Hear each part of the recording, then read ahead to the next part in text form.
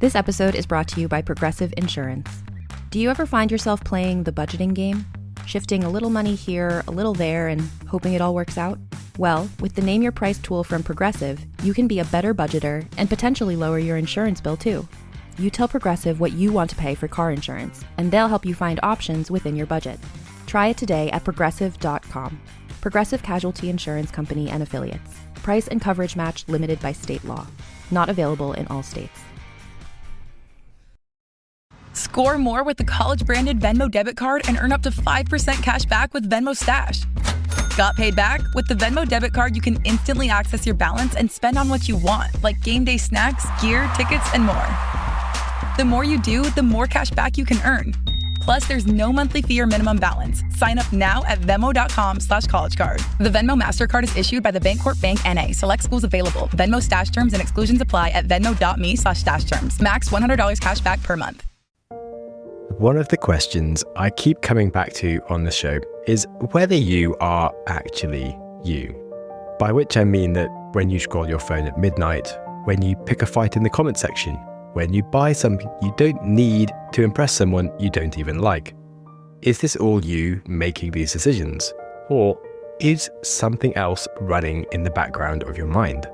Are some of your thoughts and actions manipulated by others or by long-standing ideas that we inherit? Here on the show, we talk a lot about growth mindset and taking ownership of your mind, turning off autopilot, ripping out the scripts that you never consciously agreed to.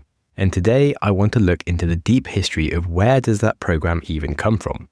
It is a story of powerful forces across ancient history that shapes the thoughts that run through your head right now. And these are forces that existed long before social media or advertising, long before your childhood, your parents, or the culture you grew up in. Forces that, frankly, didn't design you with your happiness, your freedom, or your self-actualization in mind. So, hello and welcome to the Growth Mindset Psychology Podcast, where we dive into the science of self-improvement and the philosophy of a life well lived. Today, I want to share with you an episode from my other show, actually, called How to Change the World, which is a history and innovation show where I go deep into the patterns that drive human progress. And this episode, in particular, is a manual for understanding what is actually happening inside your head. The biology of why you're being pulled in directions you didn't choose, and understanding the biology of why you are being pulled in directions you didn't choose is the first step to actually developing the capacity to choose differently. You can't opt out of a game you don't know you're playing, right? So I'm going to share a portion of that episode with you here because I think it earns a place on this feed, and it's going to cover evolutionary biology, game theory, the psychology of belief, and how ideas essentially evolve and spread like viruses. They find hosts, they rewrite behaviors, and they use us as vectors. So if you enjoy the way I think here on this show, you will also love the new show and this episode, which is why I'm playing it now. And I think you have lots to learn. So with that, let's begin. In the Matrix, Morpheus, a serious man wearing tiny clip-on nose glasses, sits a worried Neo down.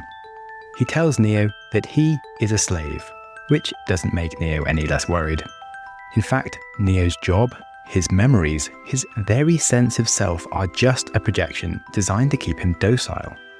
This scene pokes at a vulnerable spot in the human psyche, that nagging sensation that something about human life doesn't quite fit. We spend our lives chasing happiness, yet we're wired to be chronically dissatisfied. We crave peace, yet we argue with strangers online over grammar. We want to be moral, yet we will eat the last cookie and blame the dog. Is there a splinter in our mind driving us mad? Maybe. What if I told you that the operating system running your life was designed by an architect who didn't care about you? When you look in the mirror, what you see isn't actually a person, at least from the perspective of deep time. You are a vehicle, a giant lumbering robot made of flesh and bones designed for one purpose: to carry small molecules called genes safely through the battlefield of your life and let them copy themselves before you fall apart and die. We find that the powerful machines that control us are not the giant tentacled robots of the Matrix, but tiny strands of DNA. Now, why on earth am I talking about this in a podcast about innovation?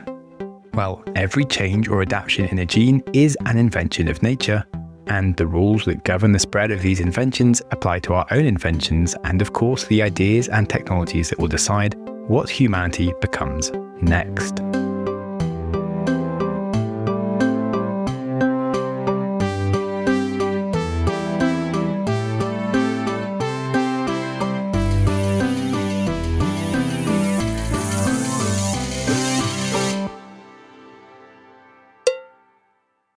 Welcome to How to Change the World, where we learn about the history and future of innovation by reviewing every impactful human invention ever in chronological order.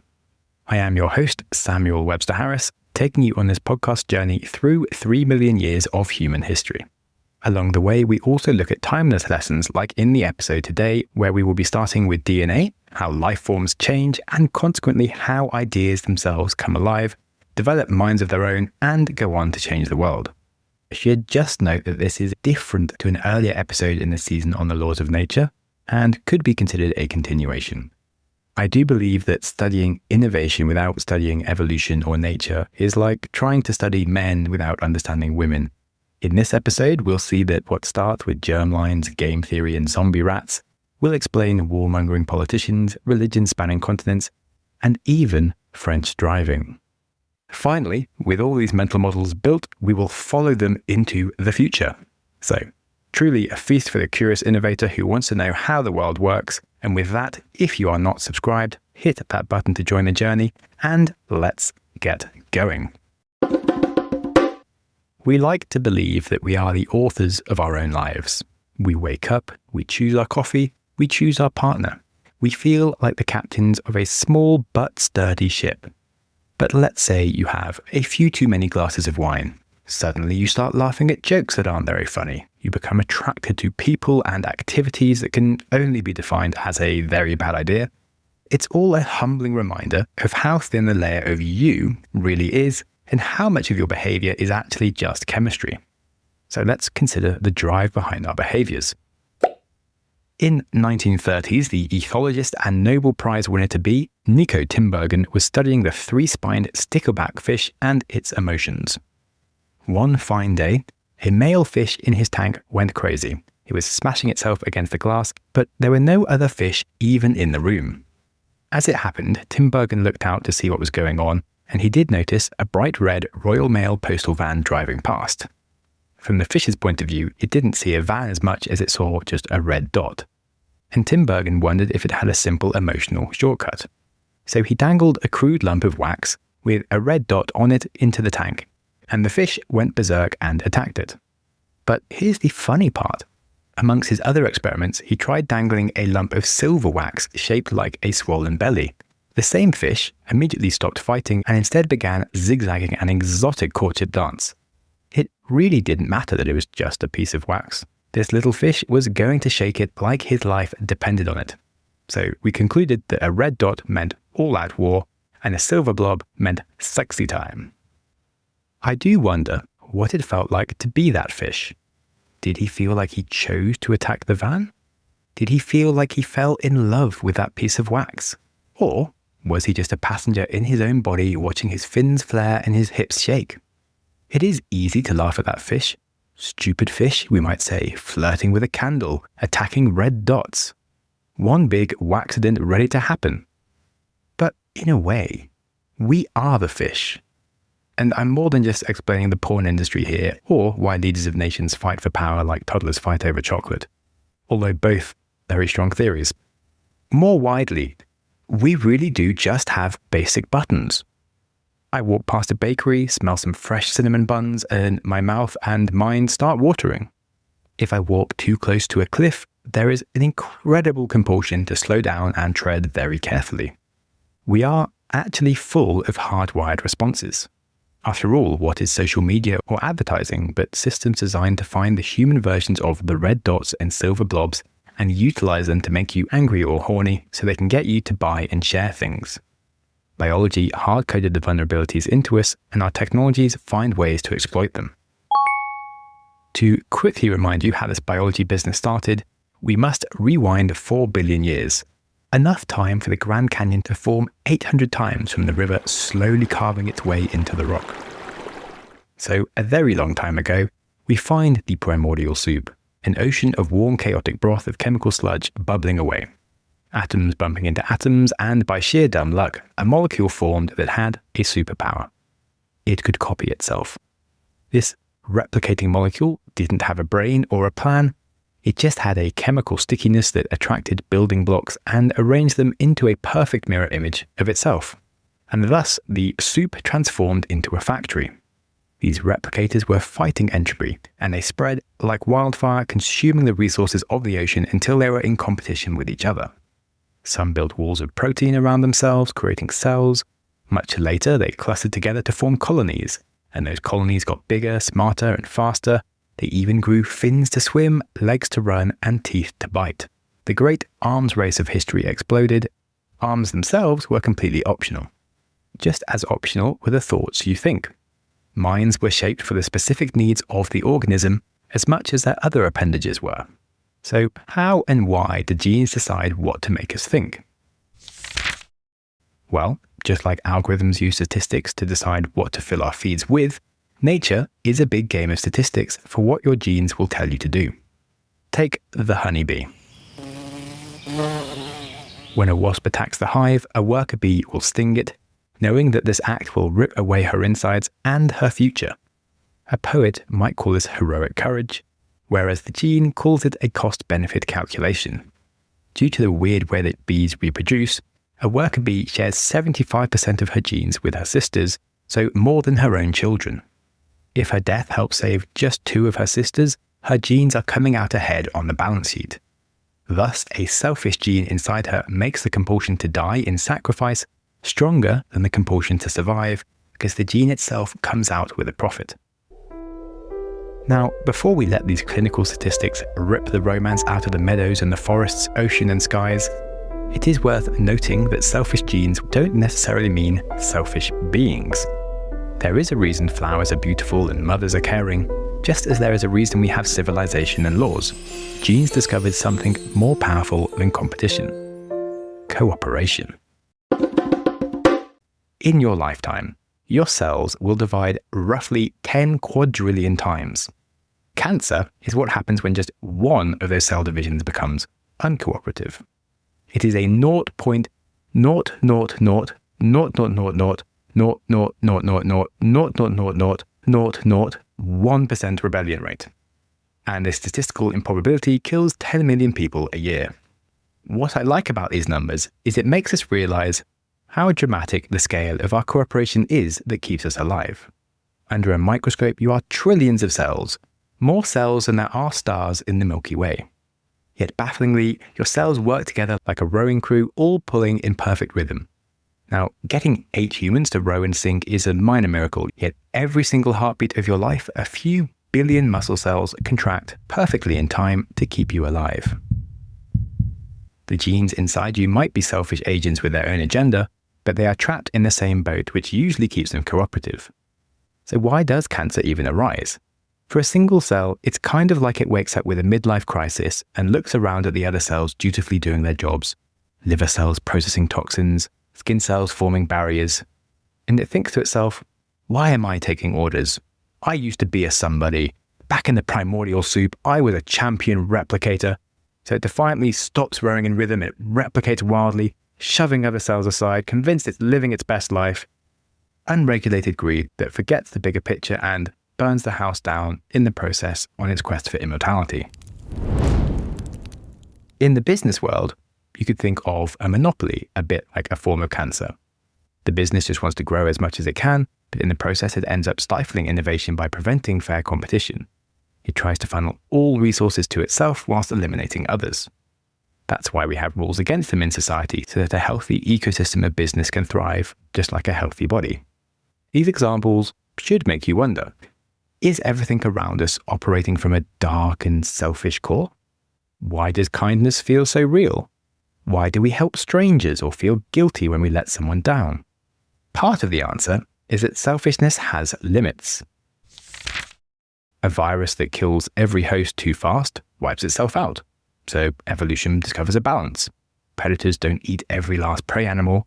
This is why humans inherit nervous systems wired for both competition and care. We might well be good simply because our genes learned the consequences of being bad. If we consider early humans, immediate consequences might be your tribe exiling you or a neighbor clubbing you to death. But around 100,000 years ago, something mysterious started happening. People started burying the dead because they thought the dead were still watching them. And these dead people could get angry. Your moral compass no longer just feared the living. Your dead father, who taught you to make a fur coat, might come back and skin you alive for bad behaviour. Then, 40,000 years ago, something else popped up. Sacred totems, the cave bear or the great mammoth, which created more spiritual consequences. If you betray another bear follower, the spirit would curse you. Your children could be born twisted, your spears will miss every shot, and a great sickness will befall you. So, when you meet a different tribe that also follows the bear spirit, they are no longer just an enemy, but a trading partner. Little belief systems like this started to spread across Ice Age Europe, binding scattered bands into vast networks of cooperation who fear of something bigger than just human revenge. Religion emerged as an answer to a problem. How do you trust strangers? And it did a very impressive job considering the circumstances. But to understand this at the next level, we need to see how genes and ideas can reach beyond the body. Do you know what kills business security besides hackers? Well, complexity. Companies buy 5 different tools, none of them talk to each other, and suddenly your IT person spends more time managing security than actually securing anything. Our advertiser NordLayer solves this by combining VPN, access control, and threat protection in one platform, so no hardware, no complex setup, and you're secured in 10 minutes. They've also partnered with CrowdStrike to bring Falcon endpoint protection to small businesses, so enterprise-grade security without an enterprise IT team, all built on zero trust principles where only the right people access the right resources. Plans start at just $8 per user per month, and Growth Mindset listeners get 22% off yearly plans, plus an extra 10% off with code GrowthMindset10. There's a 14-day money-back guarantee, so the only risk is staying vulnerable. Check out NordLayer.com to see how simple security can actually be, or use the link and coupon in the description. Code GrowthMindset10. Introducing Shark Facial Pro Glow, a first-of-its-kind at-home facial. Pro-level extraction removes impurities, and dual-temperature technology boosts radiance and deep puffs with both Insta-Heat and Insta-Chill technology. Treat yourself to a hydro-fueled glow in minutes. And because Shark Facial Pro Glow fits in the palm of your hand, you can get that luminous post-spa glow anywhere. Visit sharkbeauty.com to learn more.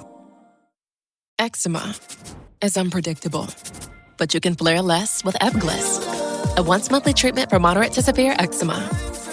After an initial 4-month or longer dosing phase, about 4 in 10 people taking Ebglyss achieved itch relief and clear or almost clear skin at 16 weeks. And most of those people maintain skin that's still more clear at 1 year with monthly dosing. Ebglyss, lebrikizumab LBKZ, a 250 milligram per 2 milliliter injection, is a prescription medicine used to treat adults and children 12 years of age and older who weigh at least 88 pounds or 40 kilograms with moderate to severe eczema, also called atopic dermatitis, that is not well controlled with prescription therapies used on the skin or topicals, or who cannot use topical therapies. Ebglyss can be used with or without topical corticosteroids. Don't use if you're allergic to Ebglyss. Allergic reactions can occur that can be severe. Eye problems can occur. Tell your doctor if you have new or worsening eye problems. You should not receive a live vaccine when treated with Ebglyss. Before starting Ebglyss, tell your doctor if you have a parasitic infection. Ask your doctor about Ebglyss and visit ebglyss.lilly.com or call 1-800-LILY-RX or 1-800-545-5979. We live our lives with a strict definition of where we end. So I, for example, end at my fingertips and my toes. The air in front of me is not me. Our skin, it feels like a solid boundary. But in biology, boundaries are polite fictions. The spider's web is a geometric miracle. We know the spider built it, but how? The instructions for the web, with its angles and tension and sticky silk, are written in the spider's DNA. If you change the DNA, you change the shape of the web. So is the web a part of the spider? Of course not. It isn't made of cells, it isn't attached to the spider. But it is a physical manifestation of the spider's genetic code. It's a prosthetic limb made of silk, if you will. Richard Dawkins calls this the extended phenotype, the idea that a gene doesn't just shape the body it lives in, it shapes the world around it. A beaver dam is an example of a genetic object. The gene has reached out of the body, grabbed the forest, and reshaped the environment to suit itself. One might say it's damn impressive. Now, is this any different for those early humans that were compelled to build their religious ideas into the world? At Göbekli Tepe, they carved 50-ton stone pillars, each the weight of 7 elephants, and they arranged them in perfect circles somehow. The site was so sacred that nomadic tribes kept returning, staying longer each time, eventually building homes nearby in the first human settlements. The idea had reached out of the believers to shape the world, which in turn reshaped human behaviour and civilization. So we don't end at our fingertips exactly. Our thoughts turn into tools, our minds create monuments, we leak out of ourselves into nature as do all beings. If I walk through London with its 13,000 miles of roads, 4 million buildings and 270 underground stations, I can ask myself if we are anything more than ostentatious beavers. Now, genes don't just reach out into the environment, they can even reach into other organisms entirely. Did you know that over 30% of humans alive today carry a brain parasite that is mostly benign, but weirdly makes you almost 3 times more likely to die in a car crash and twice as likely to develop schizophrenia? In fact, over 50% of the citizens of Ethiopia, Brazil, Australia, and France have this parasite. Mais oui! It's called Toxoplasma gondii. You may have heard of it. It's a parasite of cats, but it spends part of its life in rats, where it's a little more catastrophic than it is in humans. It hacks the rat's brain so that when the rat smells some cat urine, it thinks to itself, "Woof, that is the sexiest thing I've ever smelled. I need to get closer to this cat. I need to take this cat to Paris. I need to..." And then it gets eaten. The parasite rides the rat's corpse all the way into the cat's stomach like the world's grossest Uber. Of course, the rat thinks it's making a choice as freely as it makes any other choice. Quite frankly, it was positively excited about it. But the reality is it was just a vehicle. Now, this question of control makes you look at the world a little differently. And I'm not just talking about the insanity of French driving. No. But again, strong theory. What I want you to consider is control. When a virus makes you sneeze, it is more than a symptom. It is the virus using your diaphragm as a cannon to launch itself into a new host. You, my friend, are just the cannon. How much of our behavior is through our own volition or manipulated by something else? Are you fighting a compulsion right now to check how many people in the world have toxoplasma, or how bad French driving really is? Well, if so, I'll help you out quickly by saying that twice as many drivers in France die a year per person compared to in the UK. That's 48 deaths per million. That is just a statistic, so hopefully that's not racist. And as far as the spread of toxoplasma, it's in all countries. It's generally more prevalent in the third world, but even in America, 40 million of you have it, and we should probably know more about it than we do. But I'll get back to my more existential point. When you buy a diamond ring that you can't afford, is that you, or has something else made you perform a costly sexual display ritual? If you happen to find yourself doom scrolling for half an hour, is that you, or are digital parasites hacking your dopamine pathways? What about wars? Nations fighting over abstractions like honor, religion, territory. Human bodies are used as ammunition for ideas competing to survive. If we think about how in control of our lives we are, we're starting to see that ideas have a power in themselves. But where did these ideas come from in the first place?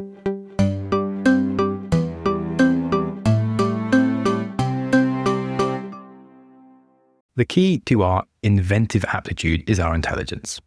For billions of years, life on Earth was ruled by the blind process of nature, a force that could create complex eyes without caring about the concept of light.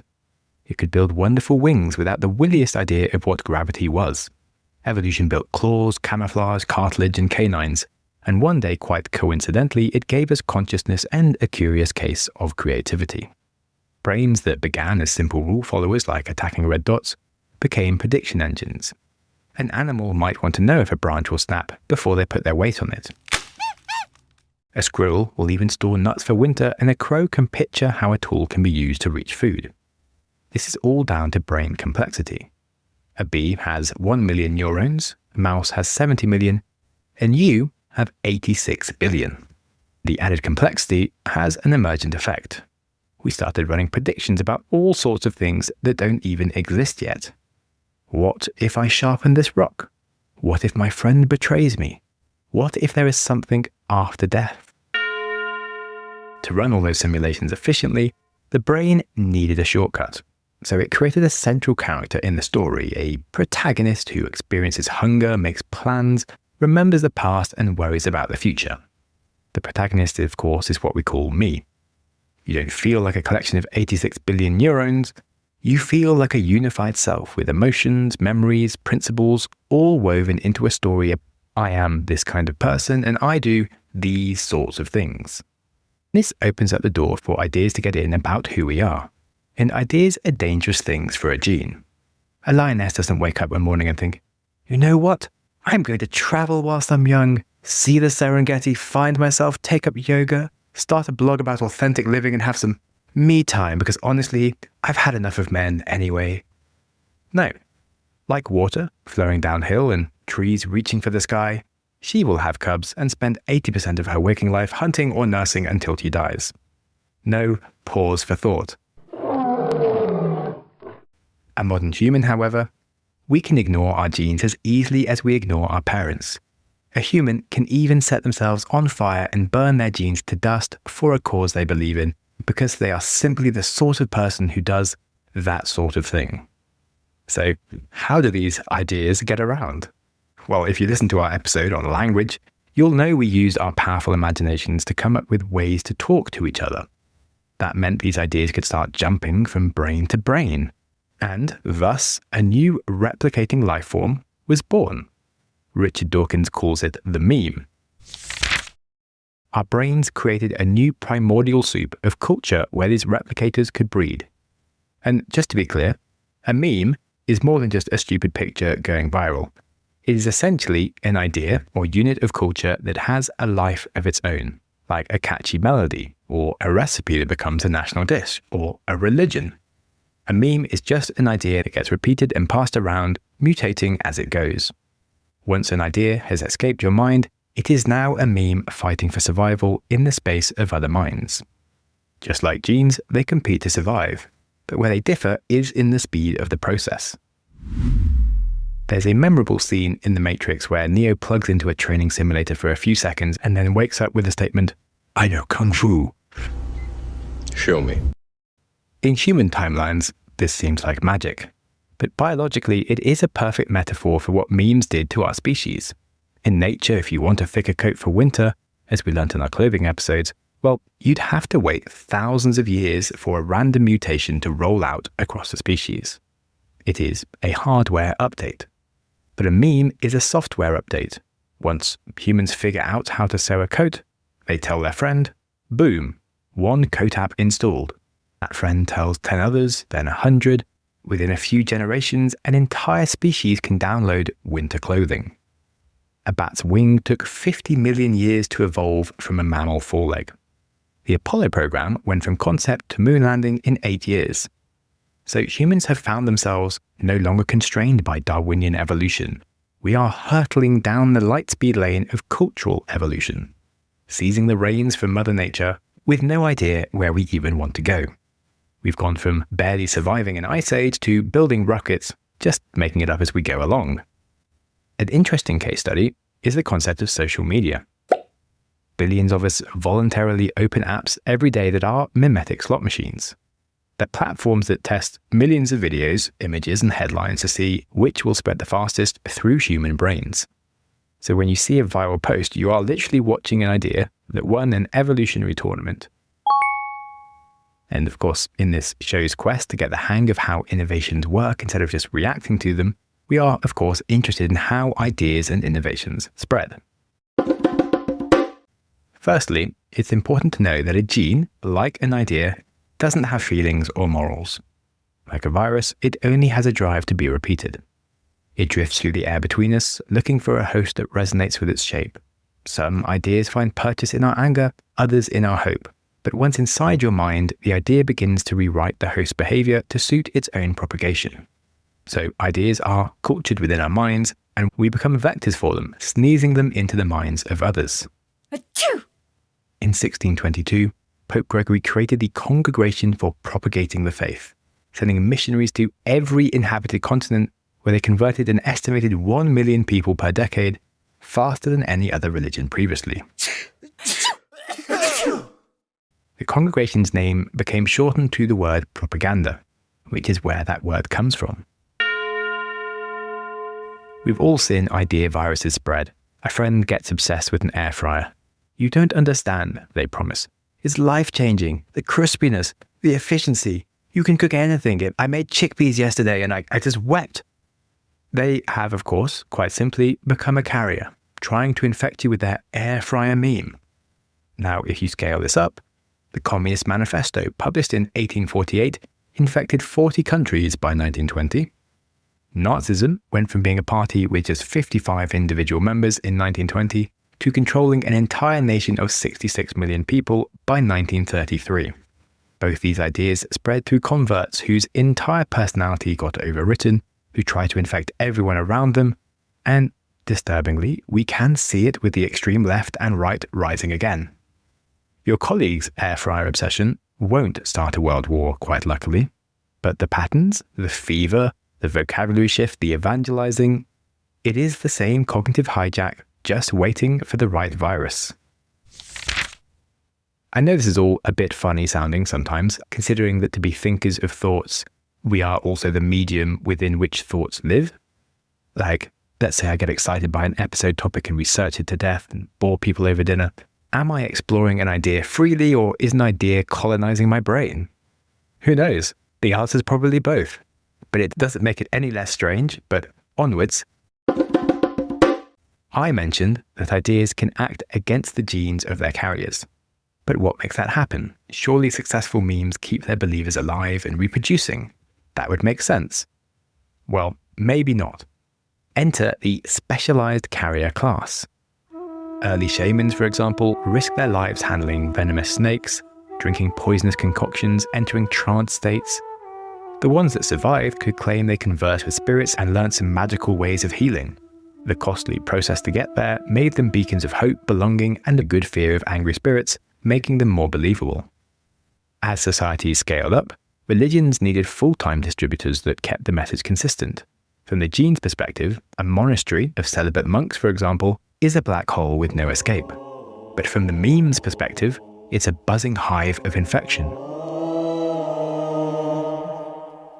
A celibate monk can dedicate his whole life to distribution. He has the time and energy for missions.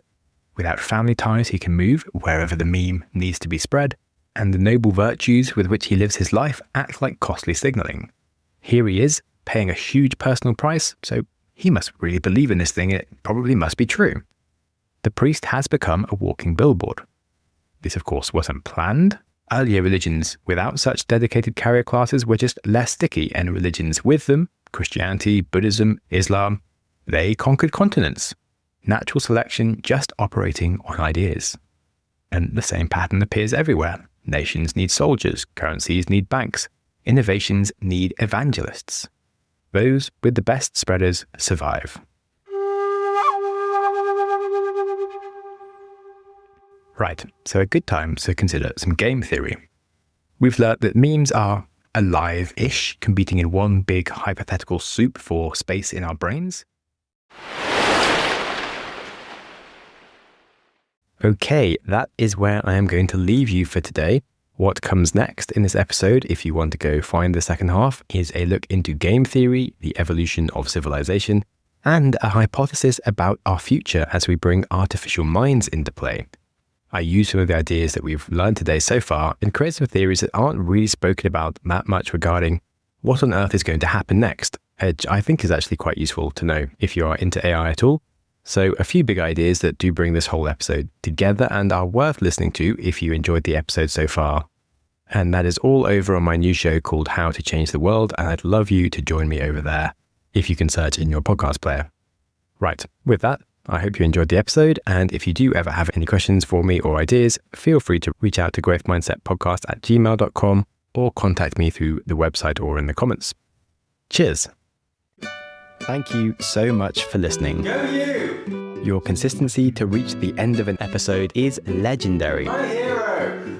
If you have any ideas or feedback for the show, I'm always interested to hear from you. You're the best! Studies show we need time for information to sink in, so I'm going to give you a 5-second pause, silence, to reflect on one idea from the show before you jump back into your busy life. Ready and go.